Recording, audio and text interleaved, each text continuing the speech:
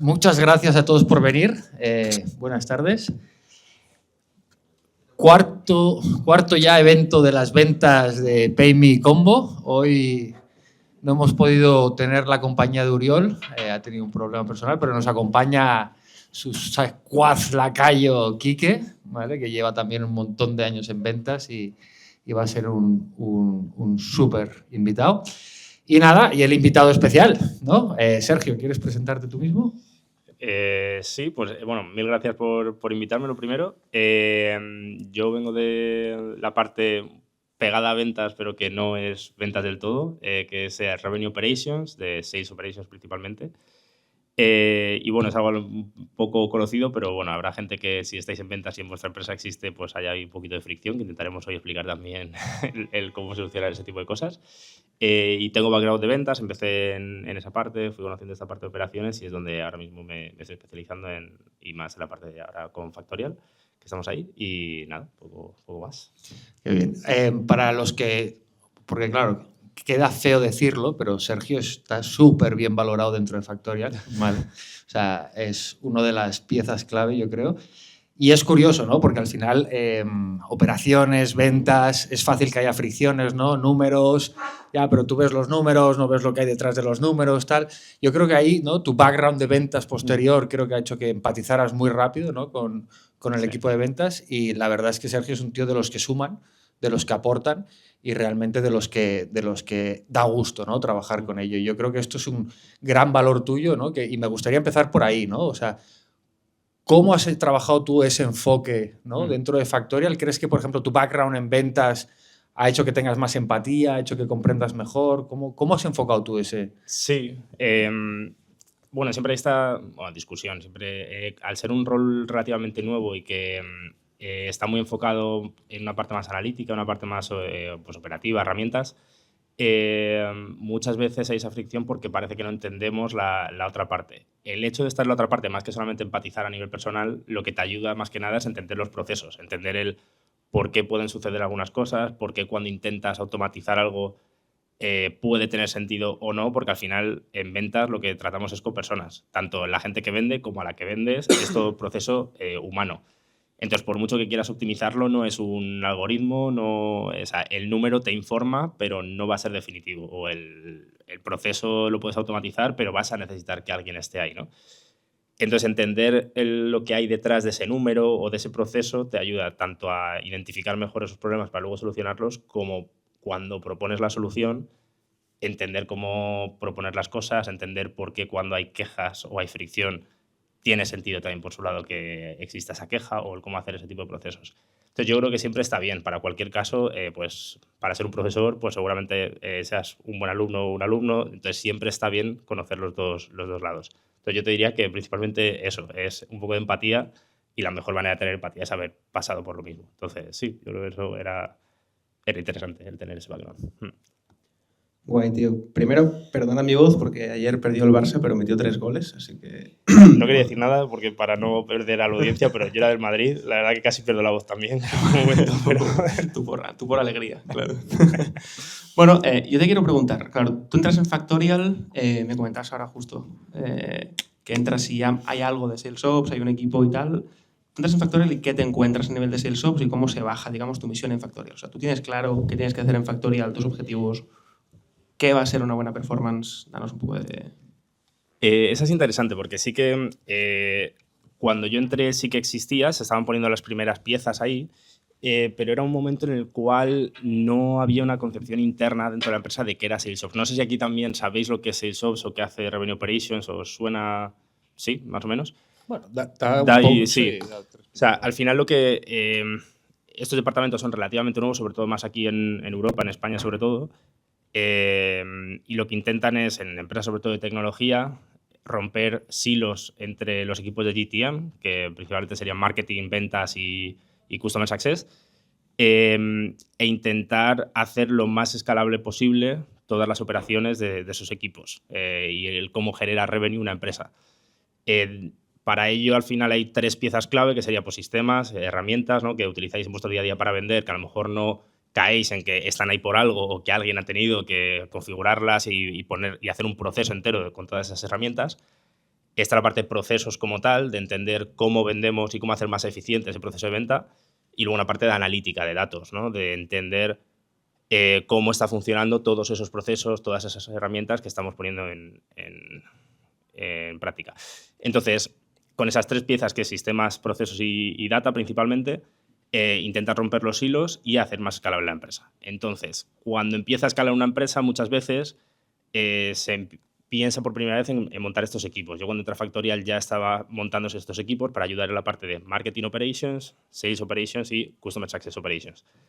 Pero lo que pasaba muchas veces era un poco bueno, y tú ahí lo conocerás mejor, no se conocía qué hacíamos, no sabía muy bien por qué, de repente a lo mejor llegaba alguien y te decía, oye, a partir de ahora la manera de vender va a ser, vamos a cambiar esto de aquí. Y era, pero ¿por qué vas a cambiar eso? O tú quién eres, lo primero de todo, ¿no? Entonces, nuestra misión ahí al principio sobre todo fue un poco de evangelización de todo esto, el explicar por qué el llevar a cabo esta metodología de RevOps os puede ayudar a vender más, nos va a ayudar como empresa a vender más y que estamos aquí para ayudar y que para todo sea mucho más sencillo. Entonces, lo primero que tocó hacer en ese momento era eso, ayudar, crear equipo y sobre todo poner en posición los procesos fundamentales, que el CRM funcione lo mejor posible con los procesos que queremos y a partir de ahí ya luego montarás todas las herramientas que quieras encima, montarás toda la analítica que quieras. Y a nivel de datos, que es algo que es una batalla que todavía continuamos y luego hablaremos de KPIs y tal, empezar a poner las bases, es decir, lo principal que necesitamos medir, ponerlo visible, o sea, primero medirlo bien y después ponerlo a disposición de la gente para que todo el mundo mire a los mismos datos. En ese sentido, ¿no? En la parte de procesos, imagínate que estás como consultor, ¿no? En una empresa X de tecnología, ¿no? Clásico SDR, Account Executive, CX, tal cual. ¿Cuál sería para ti, por ejemplo, un poco a nivel macro, pero entrando un poco en los mayores detalles que puedas, el proceso ideal o más eficiente en 2025? A nivel de cómo estructurar el equipo. O un funnel de venta. O un funnel. Vale. O sea, yo creo que ahí depende mucho y sobre todo a día de hoy con el tema de IA que también comentábamos antes y demás, creo que ahí cambia muchísimo.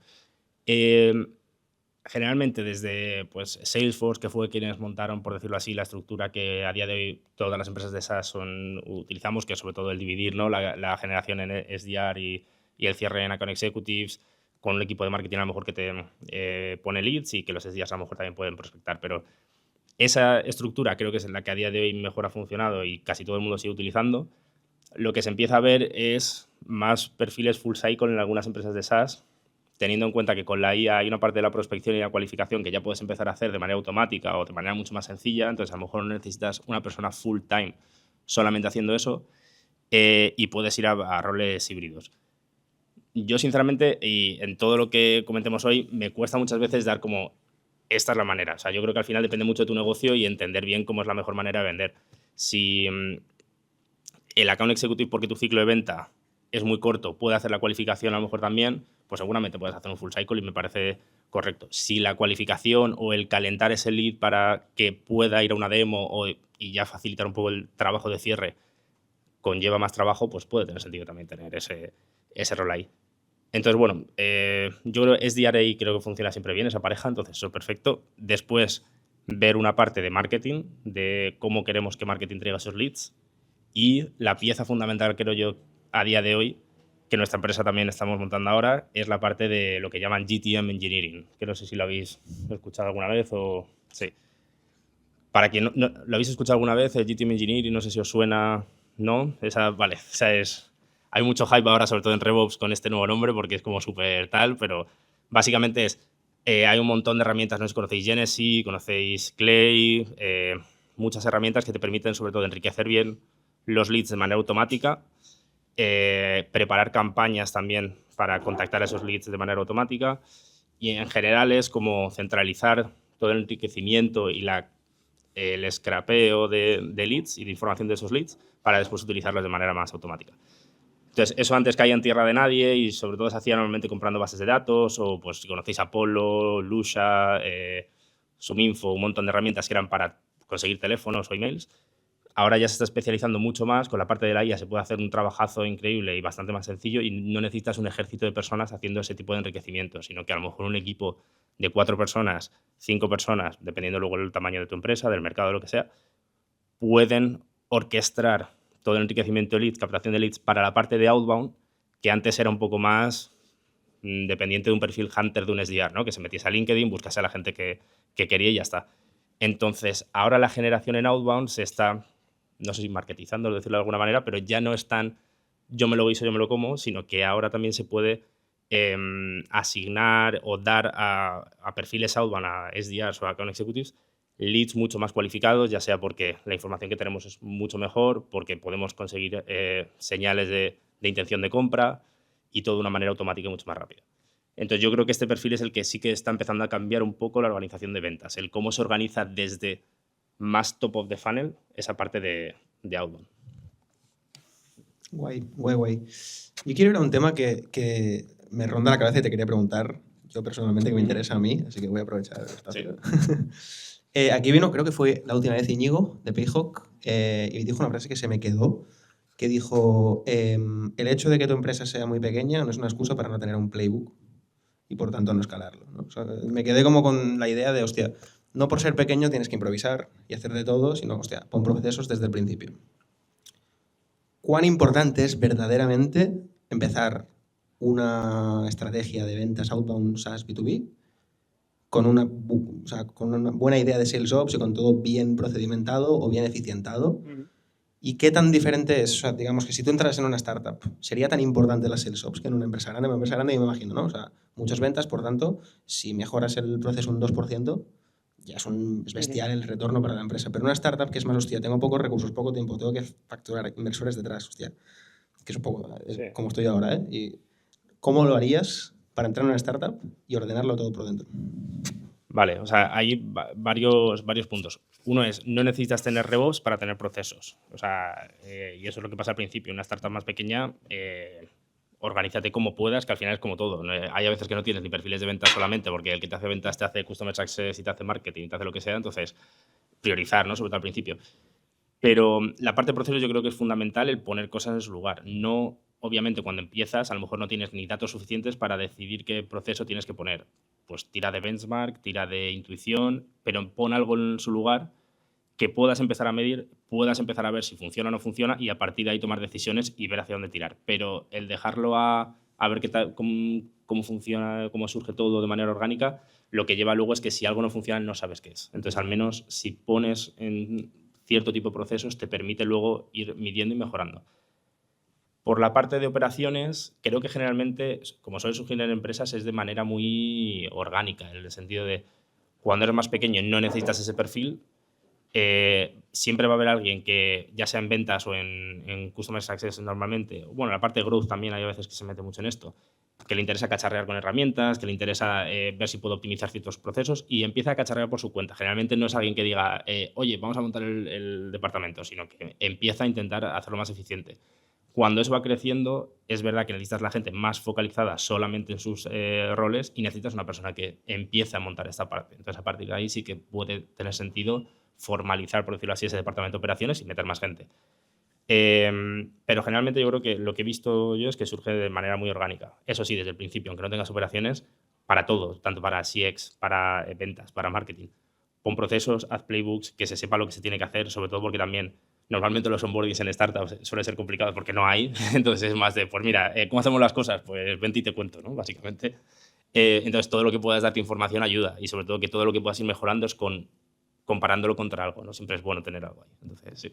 Y dentro de ese algo, en tu experiencia, ¿qué es lo que más impacto tiene al final en el revenue? O sea, ¿cuáles serían las 3 cosas que si tú entras en una startup les dirías, esto lo tenéis que tener? Por aquí, por ahí, por ahí. Exacto, ya. Vale. A mí, una de los conceptos que más me gusta, que parece un poco abstracto, pero que luego cuando lo miras no es tan abstracto, es el bow tie funnel, que se llama.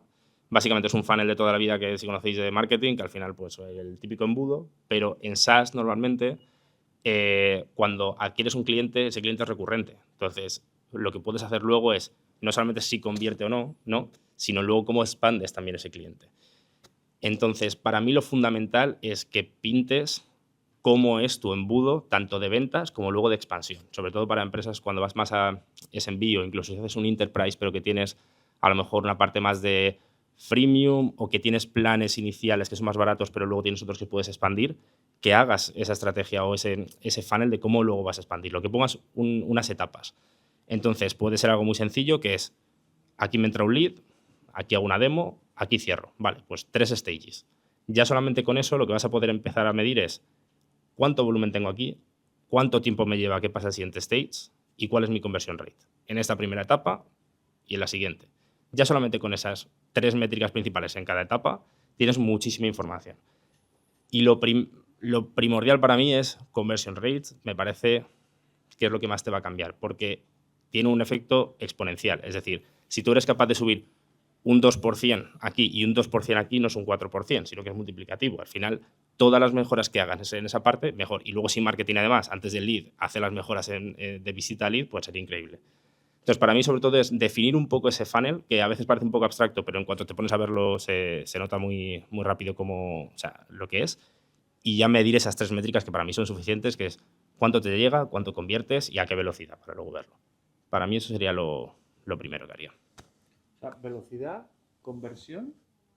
Velocidad, conversión y tiempo de un stage a otro. Tiempo de un stage a otro. Porque luego, o sea, una de las cosas que también y es un caso real, por ejemplo, en Factorial, el tema de velocidades generalmente no es que no se mida, se mide, pero a lo mejor se da menos importancia. Y uno de los proyectos que mejor nos han funcionado en operaciones ha sido el cómo mejorar la velocidad de llamada, por ejemplo, a lead. Desde que tenemos un demo request, ¿cuánto tardamos en llamar? Está demostrado, hay 1000 benchmark que podéis buscar en cualquier sitio. A más tiempo pasa, la conversión empieza a caer en picado. Si eres capaz de los primeros 15 minutos llamar, no sé si tienes como más de 7x probabilidades de convertirlo. Nosotros lo que estamos intentando es meterlo en los primeros 5 minutos, desde que tú pides una demo request. Entonces, desde que pides la demo request, en 5 minutos te deberíamos haber llamado. Mejorando eso, las conversiones están explotando. O sea, de verdad que es casi magia, en el sentido de si consigues. Claro, el problema ahí es cómo hacer un proceso para que de verdad puedas llamar esos 5 minutos y demás. Pero hay cierto tipo de cosas que parece que, no sé, hay que reinventar la rueda y al final muchas cosas son sencillas. Es cuánto me entra, cuánto convierto y a qué velocidad. ¿Puedo mejorar la velocidad? Ya te van a mejorar los resultados. ¿Puedo mejorar un poquito el conversion rate? Te van a mejorar mucho los resultados. Entonces, al final es simplemente medir lo esencial e intentar empezar a mejorar lo esencial. Luego ya más adelante te metes más en detalle lo que tú quieras, pero con eso de primera yo creo que lo tienes. ¿Qué tal de tiempo vamos? Bien. ¿Qué retos tienes en cuanto a comunicación? ¿Tú al que reportas y en quien impacta tu trabajo? Uh-huh. O sea, los vendedores te hacen caso. Un punto. No, eso es un tema. Luego, ¿a quién debería reportar RevOps? Es algo también que siempre depende mucho de la empresa. Lo general o lo más común es que Revenue Operations reporte al Chief Revenue Officer, ¿no? Que al final, pues, eso puede ser que lleve marketing, ventas y CX, o solamente la parte más de ventas y CX, o solamente la parte de marketing y ventas, quien sea, pero al final la parte de negocio. Y RevOps en general está muy asociado más a SalesOps, porque históricamente SalesOps sí que era un departamento más estructurado en muchas empresas y luego se ha ido añadiendo pues, Marketing Ops, CXOps y demás. Entonces, en general, al CRO se le suele reportar más. Hay gente que reporta directamente al CEO, porque por lo que sean las empresas es así, o a finanzas, por ejemplo, al COO también. Entonces, depende un poco. Pero lo más común generalmente es al CRO. A partir de ahí, claro. ¿El CRO te pide cosas? El CRO te pide cosas, pero Piensas, las haces, pero luego tienen que pasar. ese es el tema. Pero ahí es lo difícil de todos los roles que viven entre dos mundos. Porque tú vives entre lo que tú ves que necesitas mejorar, pero también entre lo que ventas o marketing o CX te piden que necesitas mejorar. Entonces tú tienes que ser capaz de entender lo que hay, recibir request y a partir de ahí priorizarlo. A mí lo que, viendo un poco últimamente otro tipo de roles, creo que es un rol muy parecido a lo mejor a un product manager en el sentido de tecnología no te reporta a ti, ni tú no tienes el equipo. El cliente como tal tampoco te reporta, pero tú tienes que ser capaz de entender al cliente, entender a la parte de tecnología, entender la parte de negocio que también quieren subir y a partir de ahí priorizar. Nosotros diría que sería un poco esa idea de Product Manager en revenue, por decirlo así. Que tienes que ser capaz de leer fuera, pero luego también leer dentro y a partir de ahí priorizar. Lo complicado de todo esto es luego lo que te has dicho. ¿Te hacen caso? Pues ese es un temazo también, que es cómo hacer que la gente de ventas lo quiera. Lo que hemos visto normalmente es, si tú lo que estás intentando hacer de verdad es útil para ventas, te va a hacer caso, porque es que es un no-brainer, ¿no? En el sentido de, pues mira, antes te llevaba a lo mejor 1 hora hacer esto, ahora te estamos diciendo que o no lo tengas que hacer o lo hagas en 5 minutos. O antes sin esta información era imposible que hicieses una llamada en condiciones y gracias a nuevas herramientas, como Combo, que tal, puedes vender mucho más fácil. Entonces, la idea es que vaya en ese sentido. Hay otras que no es fácil. Por ejemplo, lo de cómo contactar un lead en menos de 5 minutos. Pues ahí a lo mejor tienes que poner procesos o automatizaciones que generan más fricción, pero al final luego es también tener un tiempo de test, medir, ver los resultados, y frente a los resultados cuando suceden es muy complicado debatirlo porque, joder, es bueno para todos. Entonces, principalmente es eso. Pero luego lo mejor te diría también es buena relación con los stakeholders principalmente. Es decir, nosotros dependemos mucho de tener buena relación con los directores, con los managers, que ellos entiendan que lo que estamos haciendo es para mejorar y que ellos ayuden luego a bajar esos mensajes. Entonces, sí, hay una parte de datos, testear y que la gente vea los resultados, y otra de tener buena relación, y al final, como todo en cualquier empresa, hay que saber cómo vender, presentar y hacer que bajen las cosas. Sí, yo creo que aquí tenéis una parte política Sí. in situ de la buena, de la sana, ¿no? De la de decir, ostras, el director te va a comprar si ve que la idea va a tener un impacto en su equipo. Tienes que ser capaz de demostrarle, oye, que en 5 minutos, si tu equipo consigues que llame, te va a mejorar la conversión, vas a tener todos más demos y todos más contentos, ¿no? A mí me gustaría dar un paso atrás, ¿no? Porque decías, ¿no? Deal velocity, claramente, ¿no? Velocidad, me queda clarísimo, el ejemplo es claro. Y en conversión, ¿cuál dirías que han sido 3 aciertos en Factorial que han ayudado a aumentar la conversión? Bueno, el primero es el tiempo de llamada, ese es fundamental. Luego otro que ayudó mucho, sobre todo más en la parte de cierre, la parte de Account Executive, por ejemplo, y es algo que estamos volviendo a hacer ahora y estamos poniendo más foco también en esa parte, es la parte de territorios. Es algo muy conocido, el tema de cómo defines un territorio. Puede ser un territorio geográfico directamente, va a haber ciertos vendedores enfocados solamente en un territorio, o construirlo por una serie de características, ¿no? Lo que se conoce como firmographics de una empresa. Puede ser porque esta industria y este tamaño nos funciona bien y eso para nosotros nos vamos a poner el foco, y eso es un territorio. Una de las principales cosas que empezamos a hacer era, nosotros definíamos territorios, por ejemplo, por tamaños de empresa. Al final, nuestro modelo de negocio está muy basado en tamaño de empresa, porque al final vendes licencias por empleado. Y el hecho de empezar a medir qué vendedores trabajan mejor en cada tamaño de empresa hizo que pudiésemos decidir muy bien y aumentar los conversion rates en tema de 1 mes, 2 meses, y empezar a tener como aumentos de un 3%, 4%, que no parece mucho, pero luego cuando tienes un volumen grande es bastante. ¿Por qué era importante esto? Porque muchas veces nos pensamos que si tú eres buen vendedor, o sea, bueno, empiezas tu vida de vendedor a lo mejor con deals más pequeños y después, según te vas haciendo más senior, vas yendo a deals más grandes, ¿no? Pero no tiene por qué. Había gente senior que es una máquina de cerrar deals más pequeños y no pasa nada. Al final es MRR al fin del día. A mí lo que me interesa es, que esa es otra métrica que a mí me encanta, por si ahora tal, que es Sales Velocity, que es cuánto MRR traes por día. Me da igual que me lo traigas con un deal enorme o que seas capaz de cerrarme 10 muy pequeños. A mí lo que me interesa es el dinero que entra al final del día. Entonces, medir bien o segmentar bien tus tipos de empresa y a partir de ahí ver qué vendedores son mejores en eso y ponerles allí y poner una mini proceso de que todas esas oportunidades les lleguen a esas personas, también tiene un impacto tremendo. Y para otro, pues tendría que darle una vueltecilla para mejorar más el conversion rate. Pero principalmente esos dos yo son los que más rápido se me vienen a la cabeza que han tenido más impacto. Guay. ¿Dejamos que pregunte la gente? Ok. ¿Tenéis preguntas vosotros? ¿Any question? Buenas, ¿qué tal? Bruno, de Genesis, justamente, Account Executive. Y te quería preguntar, en esa parte de Outbound, no sé idílicamente cuántas demos están haciendo los accounts por día. No sé si también el tamaño que comentabas, ¿no? De la empresa cambiará, cuántas demos tenga que hacer cada día, porque serán procesos más largos. Y por otro lado, si tenéis una relación establecida en ¿Esos equipos de SDRs accounts 1-1, 2-1, 3-1 o no son equipos cerrados? Un poco como trabajáis en esa línea.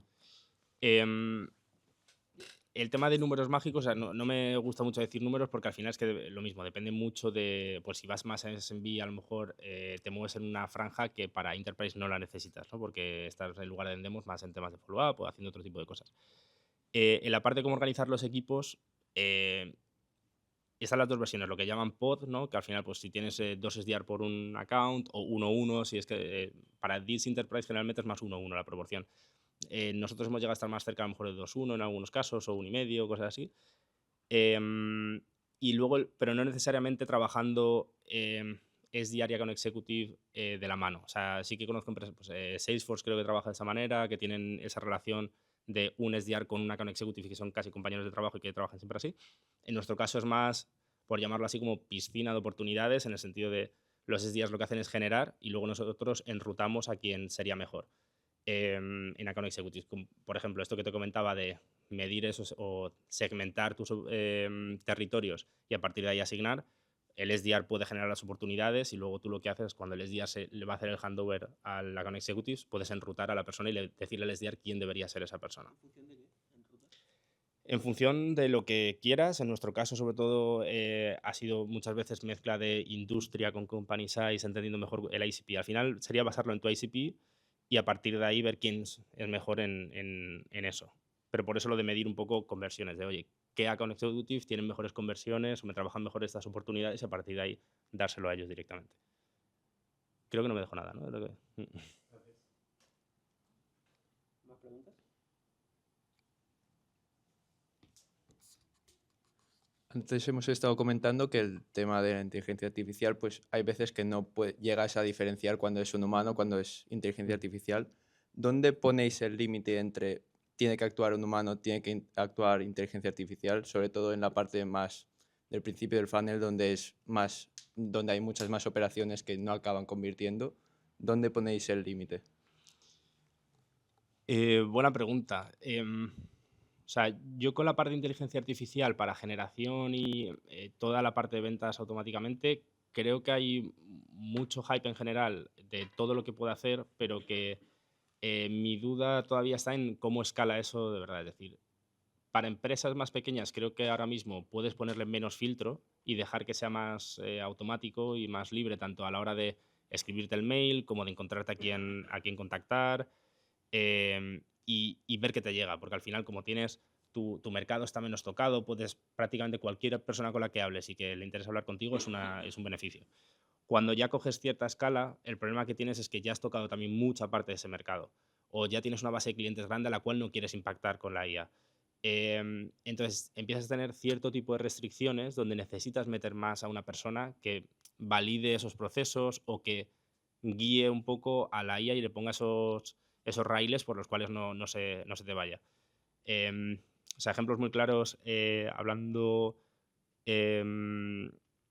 empresas a lo mejor de 20 empleados que venden en toda Europa, porque les vale cualquiera, al final con SaaS puedes vender en cualquier sitio.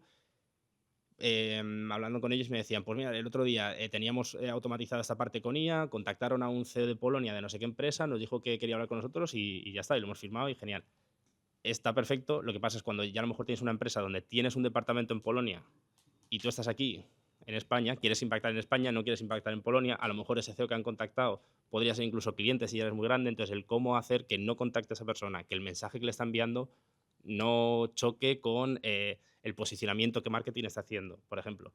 Ya ahí se complejiza un poco. Entonces, para mí ahora mismo, mi duda y lo que estamos viendo es cómo escalar este tipo de procesos de IA que parece que le das un botón y ya está, pero hay que construirlo de una manera más adecuada. Y ahí la gente que tenemos dentro, la verdad que están haciendo un trabajazo y por lo que estoy viendo es todo el mundo más o menos está en la misma etapa. Todo parece que, al menos por LinkedIn, no sé si lo veis, que se nota mucho que hay muchísima gente ya que parece que está, ya no necesita trabajadores en su empresa y que la IA lo hace todo, pero creo que estamos todos con el mismo problema de montando los procesos y empezando a ejecutar toda esta parte. Pero de momento hay humanos en la ecuación porque si no es muy complejo.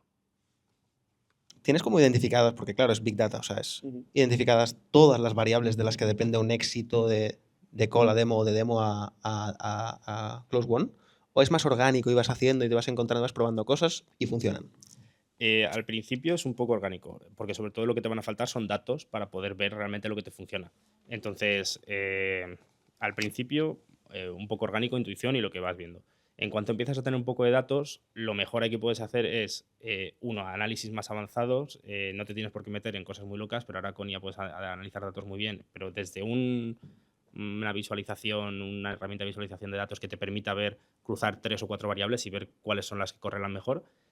Y luego, sin irte a IA, Machine Learning de toda la vida, al final modelos de score, por ejemplo, teniendo en cuenta pues las que tú creas, las propiedades de los leads o de los deals que tú creas que son importantes para cerrar, que no digas estas son las que me lo cierran, pero que digas esto podría influenciar, que puede ser, ¿estaba el decision maker en la llamada o no? ¿Qué industria es? ¿Qué tamaño de empresa tiene? Lo que sea, tú lo vas metiendo y que el modelo te diga, saque el patrón de los datos y te digan cuáles son más importantes. Pero eso se lleva pudiendo hace muchos años, no solamente ella.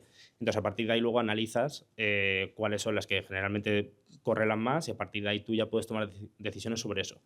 Una cosa que sí que diría es, una cosa es saber por qué te cierra, otra cosa es que quieras enrutar en base a eso. ¿Y por qué digo esto? Porque yo, si soy un SDR, quiero saber de todo mi pipeline cuáles son las que van a poder cerrar. Entonces yo puedo llamar y priorizar mi trabajo. Por ejemplo, nosotros con un scoring que habíamos hecho éramos capaces de identificar un 20% de los leads que nos traían un 65% de las demos.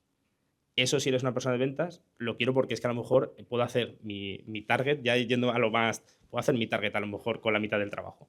Entonces, eso es lo que quieres sacar. ¿Qué pasa? A partir de ahí, a lo mejor yo lo que no quiero es enrutar a un SDR en base a toda esa complejidad. ¿Por qué? Porque luego, si quieres tomar decisiones, muchas veces no sabes ni por qué has asignado algo a alguien.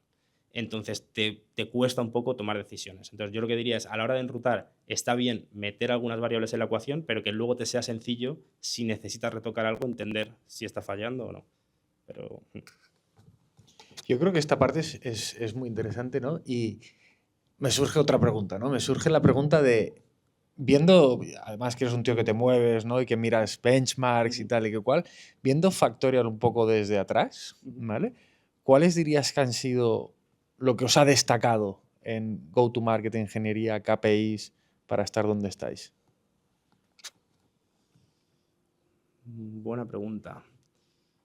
Buena pregunta. Claro, ahí lo que habría que ver es mucho benchmark para saber qué es lo que te hace diferente al resto.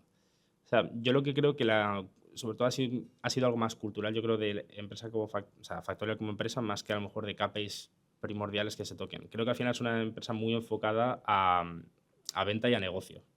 Creo que hay muchas veces se peca, y habiendo estado en otro tipo de startups, habiendo intentado montar cosas también, se peca mucho de focalizar mucho en producto y la parte de ventas a lo mejor se queda un poco atrás y no se toman las decisiones en base a negocio. Creo que Factorial desde el día 1 sabía lo que querían construir, se ha optimizado mucho esa parte de ventas, se ha expandido muy rápido, por ejemplo, a otros países y han sido capaces de abrir muchos mercados a la vez y que funcionen, que eso también es muy complicado. Y luego ya la parte que estamos haciendo ahora ya es optimizar, pero creo que hay una parte primordial que es cultura de ventas, de verdad echar toda la carne al asador y luego a partir de ahí optimizas. Pero es muy difícil optimizar si estás siendo un poco reticente o no estás yendo tan rápido en esa parte de ventas. Entonces yo lo que diría sobre todo es más cultural que a nivel de optimización de KPIs, porque al final el KPI lo que te va a decir es un poco la dirección en la que te estás moviendo, si vas a la velocidad adecuada o no, si estás haciendo algo bien o no, en el sentido de... Pero tienes que tomar tú la decisión de pisar el acelerador e ir más rápido. O sea, el hambre de la gente Sí, que hay dentro. sí. Eso sería la... Yo te diría que la magia de Factorial es la gente que ha estado ahí, el hambre que han tenido, sí, sin duda. Y a partir de ahí luego ya ir afilando el lápiz. Eso es. ¿Y dentro de ese afilar el lápiz, destacarías algo? Sí. Bueno, me costaría sacar algo en concreto, no te sabría decir algo fundamental que se hiciese muy bien. Yo creo es más ese hambre, te diría. Sí. Me costaría sacar una métrica única que sea o un proceso único que sea lo que está ahí. Al final también el producto ayudado, el hambre ayudado, entonces yo creo que es más un cúmulo de cosas que me costaría ahí sacar un punto. Lo dejaremos Sí, para luego ese- las birras, si quieres. Te dejo pensar un poco más. Sí, sí. Genial. ¿Alguna otra pregunta para ir cerrando? ¿Alguna preguntilla, algún caso práctico que tengáis en vuestras empresas, de vuestras ventas? No, quería saber cómo hiciste esa transición de ventas a procesos, porque yo, por ejemplo, estoy hablando bastante, ¿no?, a Dani, que es la persona que también se encarga, ¿no?, de operaciones en nuestra empresa, y es porque me doy cuenta que es porque soy muy ordenado. Entonces, como que automáticamente cuando hay algo que me descuadra, le digo, oye, cambia esto o esta propiedad, ¿no?, del CRM, no sé qué. Entonces, quería saber cómo hiciste tú esa transición, ¿no? Sí, en mi caso a lo mejor era porque, más que ordenado, era más vago y no quería hacer ciertas cosas. Entonces cuando estabas ahí en el CRM decía, yo creo que esto se podrá hacer de otra manera. En plan, no creo que tenga que estar yo aquí manualmente haciéndolo. Fue principalmente eso. Al final, como surge el departamento, yo creo que también es como surge el perfil de operaciones, porque generalmente no estudias para operaciones, no hay tanto formación reglada, pero ni máster específico de nada por el estilo. Al final es la mayoría de gente y luego perfiles que tenemos dentro del departamento es lo mismo. Es gente que le gusta cacharrear un poco, le gusta... Hay gente que viene más por la parte de datos, que a lo mejor ahí sí que está más estructurado. En mi caso fue de hacer ventas y hacer Customer Success en una empresa joven. Hay muchas cosas que nadie está haciendo. Si te gusta cacharrear y tienes un poco de ownership y tal, te lanzas, empiezas a tocar y dices, joder, eso me encanta.